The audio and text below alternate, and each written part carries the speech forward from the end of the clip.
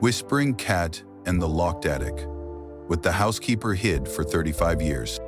The rain fell lightly on the roof of Elena's old car as she drove up the winding gravel road. Trees arched overhead, their autumn leaves golden and red, gently dancing in the wind. The countryside was quiet, peaceful, even a little sad. After 3 hours of driving, she finally saw the large iron gates of the Thornbrook estate. She stopped the car and stared for a moment. "This is it, Milo," she whispered, glancing at the gray and white cat sleeping in the passenger seat. His ears twitched, but he didn't wake up. Milo had always been calm, like he could sense when she was nervous.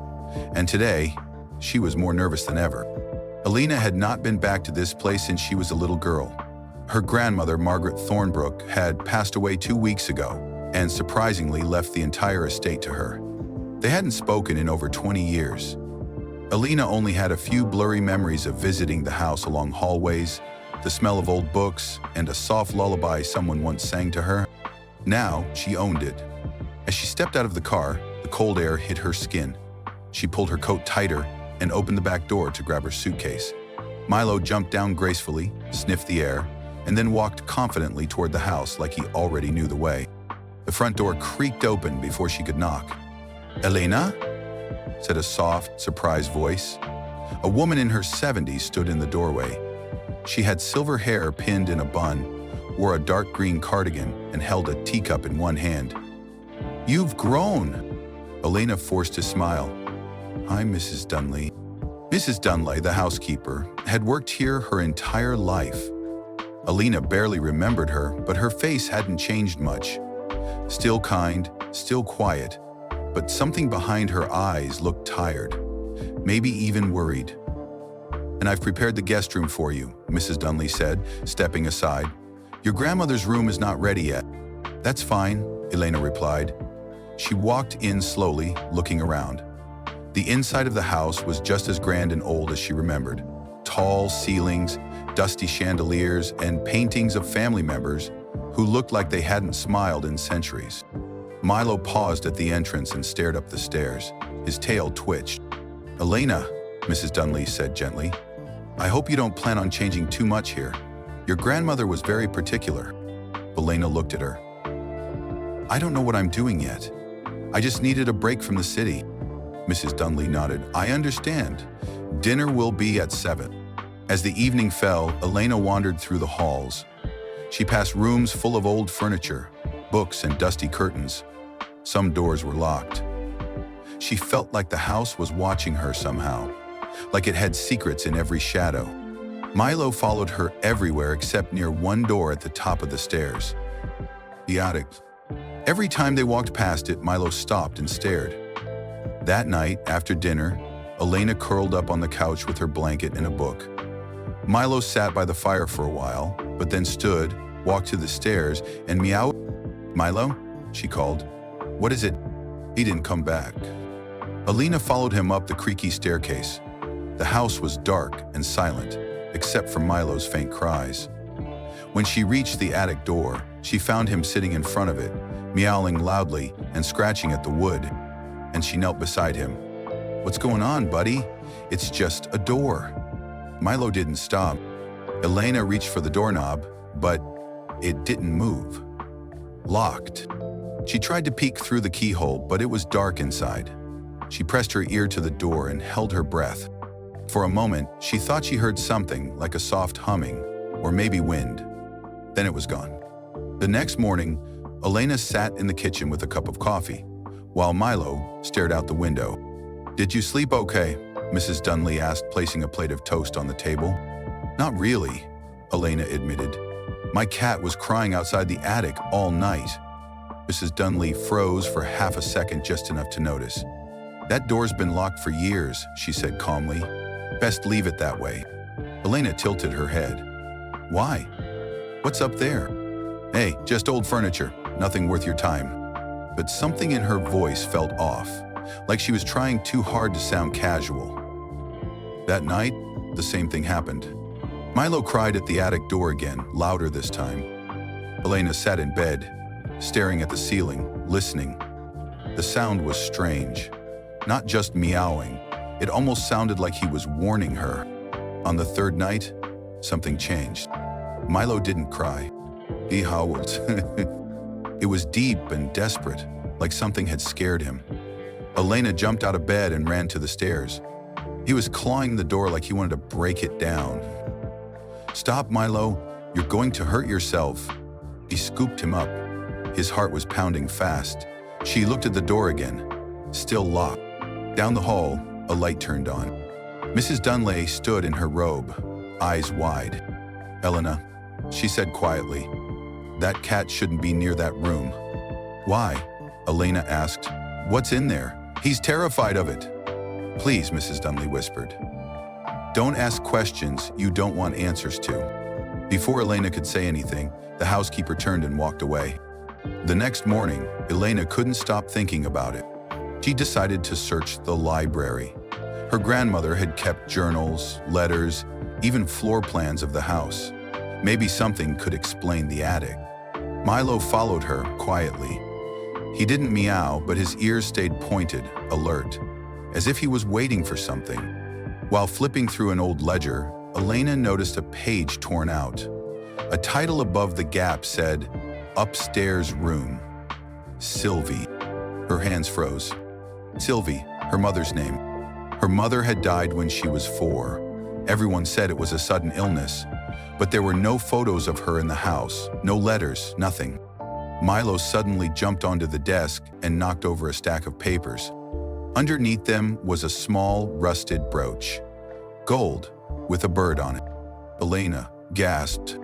She remembered it. She had seen it once, in a photo of her mother holding her as a baby. "Milo, where did you find this?" The cat just blinked at her. That night, Elena dreamed of a lullaby. She was a little girl again, being rocked in someone's arms. A soft voice sang a song she had forgotten, but somehow remembered. She reached out to touch the face, but woke up before she could see it. She opened her eyes. Milo was sitting on her chest, staring into her face. He leapt off the bed and ran. She followed, straight to the attic door. Again, the same place. But this time she noticed something else. There were faint scratches on the outside of the door. Not from Milo, from years ago, from inside. Elena stood in front of the attic door, her heart thudding in her chest. The scratches on the wood were old and uneven, some deep, some barely visible. She reached out and touched them with her fingers. They were not made by a cat or any animal. These were human fingernails. She stepped back, shivering.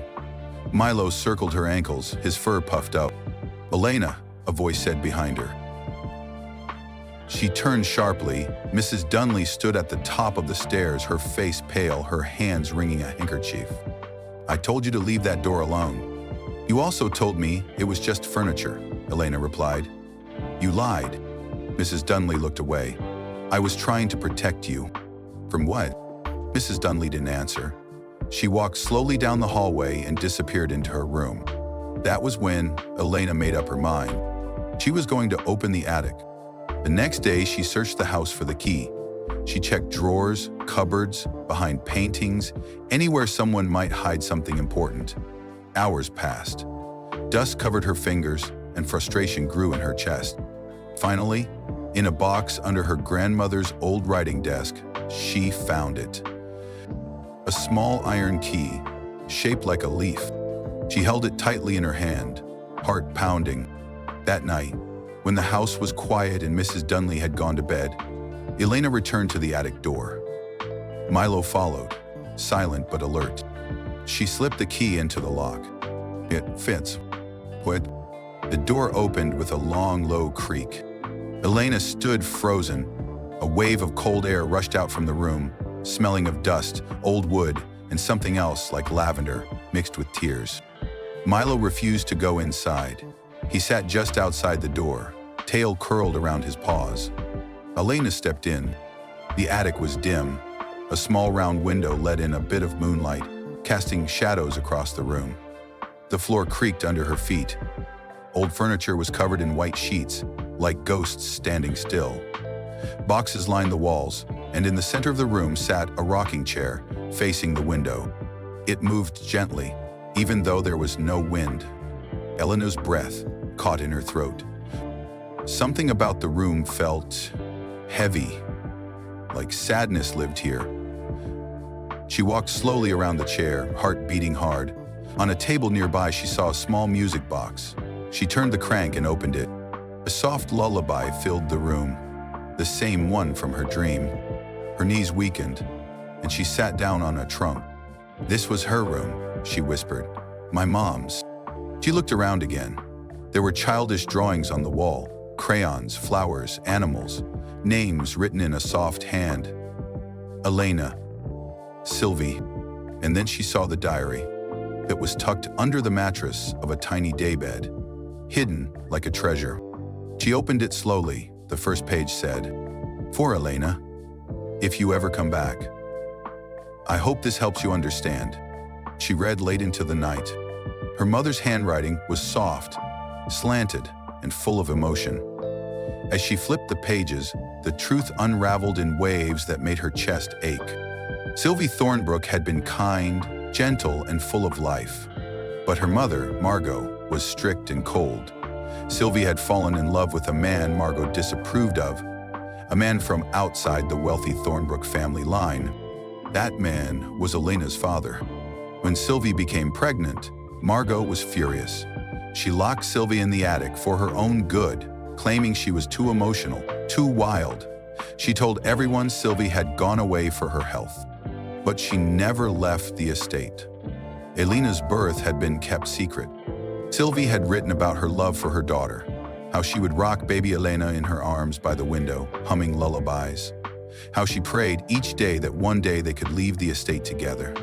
And then the entries stopped. The last one simply read, "I heard her footsteps again. The key is missing. If anything happens to me, please find the music box. Remember me." Elena's hands trembled as she closed the diary. "Milo," she whispered, tears filling her eyes. She didn't die from illness. She was trapped. Milo walked in slowly now, as if he knew the sadness had settled. He jumped onto her lap and curled up there, warm and quiet. The next morning, Elena didn't say a word to Mrs. Dunley. She couldn't, not yet. Instead, she drove into the nearby town and visited the library. She asked about her mother, about old newspapers, death records, anything that might give her more proof. To her shock, she found an article from 24 years ago. Local woman dies in fire at Thornbrook Estate. Body never recovered. Elena stared at the yellowed paper, her fingers going numb. Fire? There had never been any fire damage in the house. She photocopied the article and drove back quickly. That night, she sat at the kitchen table with the newspaper, her mother's diary, and the music box in front of her. Mrs. Dunley entered, saw it all, and sat down across from her in silence. "You knew," Elena said softly. Mrs. Dunley nodded slowly. "I was young," she whispered. "Your grandmother paid me to say nothing. She told everyone Sylvie had gone to a hospital. I helped raise you for a few years until she sent you away to boarding school." "Why didn't you stop her?" Elena asked, her voice breaking. "Why didn't you save my mom?" "I was scared," Mrs. Dunley said, tears in her eyes. "Your grandmother was powerful and cruel when crossed. I thought maybe I could protect you better by staying." Elena couldn't speak. Her throat tightened. "She was going to run away with you," Mrs. Dunley whispered. "She had everything packed. But the fire happened that same night." "What fire?" Elena asked. "There's no damage in the attic." Mrs. Dunley looked up. "It burned the inside, not the outside. The rocking chair, the bedding, the window curtains. But your grandmother had it rebuilt, cleaned up. She never let anyone go up there again." Elena closed her eyes. Everything made sense now. Her mother hadn't just disappeared. She had died trying to escape. That night, Elena lit a candle and returned to the attic. She placed the music box on the windowsill, opened it, and let the lullaby play into the cold silence. Then she spoke aloud. "Mom, I found your diary. I know now. I'm so sorry it took me this long." The room felt still. The candle flame flickers, but there was no wind. Milo jumped onto the bed and sat, staring at the wall.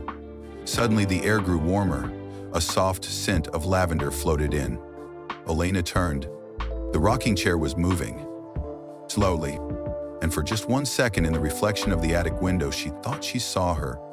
A woman with long brown hair, a kind smile, holding a baby in her arms. She blinked, and the vision was gone. But the warmth stayed. "I'll make it right," Elena whispered. "I'll tell your story. I'll let the world know who you were." Milo meowed softly and rubbed against her leg. The Thornbrook estate no longer felt like a prison. It felt like home. The next morning, the air around Thornbrook estate felt different. Brighter, softer. Elena stood by the kitchen window, sipping tea, watching the sunlight spread across the frost-covered lawn like warm honey. Milo sat on the windowsill, his tail flicking gently as birds chirped in the trees. It was hard to believe what had happened in the attic the night before, but she knew what she had seen. Her mother's face in the window, her arms holding a baby with so much love, and she had felt it too. That warm presence, like a hug from someone you missed your whole life. Elena hadn't slept much, but she didn't feel tired. She felt awake, more than she had in years. Today she was going to uncover everything. No more secrets. She began in the library, where her grandmother used to keep family records, books and documents. It smelled like old paper and lemon polish. Dust clung to the edges of shelves, and the curtains were drawn tight like someone was hiding the past behind them. Elena opened the heavy drawers one by one. She found birth certificates, land deeds, and a thick, leather-bound Thornbrook family journal. Inside were names and dates, stretching back generations, all written in perfect, sharp handwriting. Her mother's name was in there, Sylvie Thornbrook, but something was wrong. The date of death wasn't listed. It had just been left blank, just like she'd been erased from the family completely. And then, tucked inside the journal was an envelope. It was sealed with red wax and had her grandmother's initials on it, MT. Elena hesitated. Then she broke the seal. Inside was a short letter. The ink was faded, but the words were harsh. "Sylvie is no longer fit to carry the Thornbrook name. I will handle the situation in my own way. The child will be dealt with." Elena's hands trembled. Dealt with? Was that all she'd ever been? A problem to hide? She took the letter and tucked it inside her coat. She needed someone else to see this, someone who could help her find the truth, officially. So she made a call. An hour later, a silver car pulled up to the estate. A tall man in a brown overcoat stepped out. He adjusted his glasses and looked up at the mansion with quiet awe. "Miss Elena Thorne," he said, shaking her hand. "I'm Detective Rowan." He had kind eyes and a soft voice, like someone who had seen too much and still cared deeply. "You said you found something about a possible death that wasn't recorded?" She nodded and led him inside. She showed him the attic, the diary, the music box, the newspaper clipping, and finally, the letter.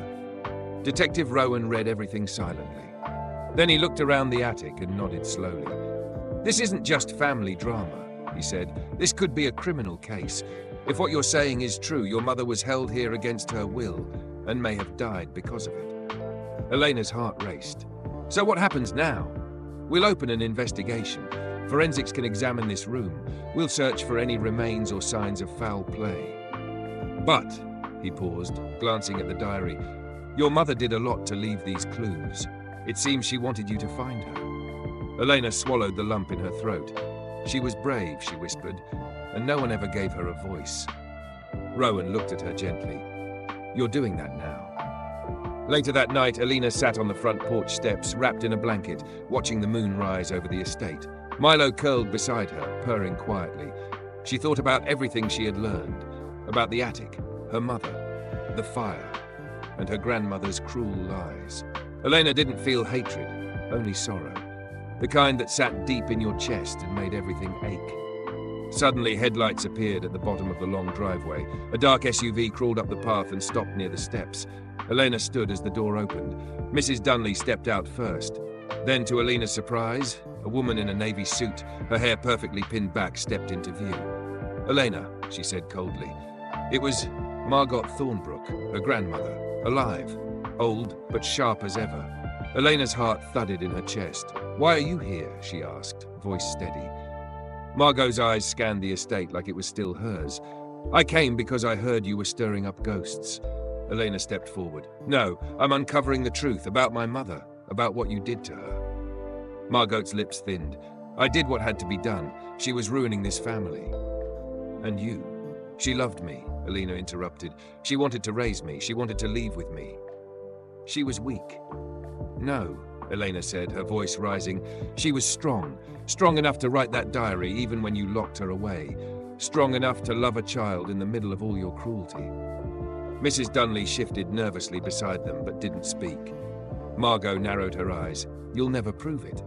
"I already have," Elena said, holding up the diary and the letter. "And the police are opening a case.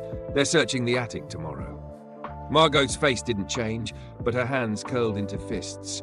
"You'll destroy everything our family built," she hissed. "No," Elena said. "I'll rebuild it. With honesty, with love, with truth." She turned and walked back toward the door. "You're not welcome here anymore," she said without looking back. Margot didn't respond. She got into the car and drove away without a word. The next morning, police cars arrived. Forensic specialists in white suits carefully entered the attic. Elena stood in the hallway with Detective Rowan, heart pounding. After 2 hours, one of the specialists returned. He held a small velvet pouch in his gloved hands. Inside was a gold locket. Elena opened it. Inside was a photo, faded but clear. Her mother holding baby Elena, smiling under a tree. On the back it read, "Forever yours, Sylvie." Elena clutched it to her chest, tears rolling down her cheeks. "She kept this until the end," she whispered. Rowan nodded. "We'll keep searching. But this is proof of love." Weeks passed, the news spread. The story of Sylvie Thornbrook, the forgotten daughter, the hidden attic, the fire, made headlines across the country. People wrote letters to Elena, thanking her for being brave. The estate no longer felt like a grave, it felt alive. Elena turned the attic into a small memorial for her mother, a place filled with sunlight, flowers, and music. Children from the town visited during school trips. She told them stories, not just about the sadness, but about the strength of a woman who had fought to be remembered. She also adopted another stray animal, a quiet old greyhound who had once been abandoned like her mother. She named him Ash, and he became Milo's best friend. Together, they healed. One quiet evening, Elena sat under the same tree from the locket photo. She placed the picture in her lap and looked up at the stars. "I found you, Mom," she whispered, "and I'm never letting you go again." A soft breeze passed through the branches, and somewhere, just for a moment, she thought she heard the music box playing. The lullaby. Home at last. Years the seasons spun their quiet circle around Thornbrook Estate. Trees turned gold and red and green again. Snow came and melted. The house, once silent and heavy with secrets, now echoed with laughter, music, and the soft patter of paws on hardwood floors. Elena had stayed. Not because she had to, but because she chose to.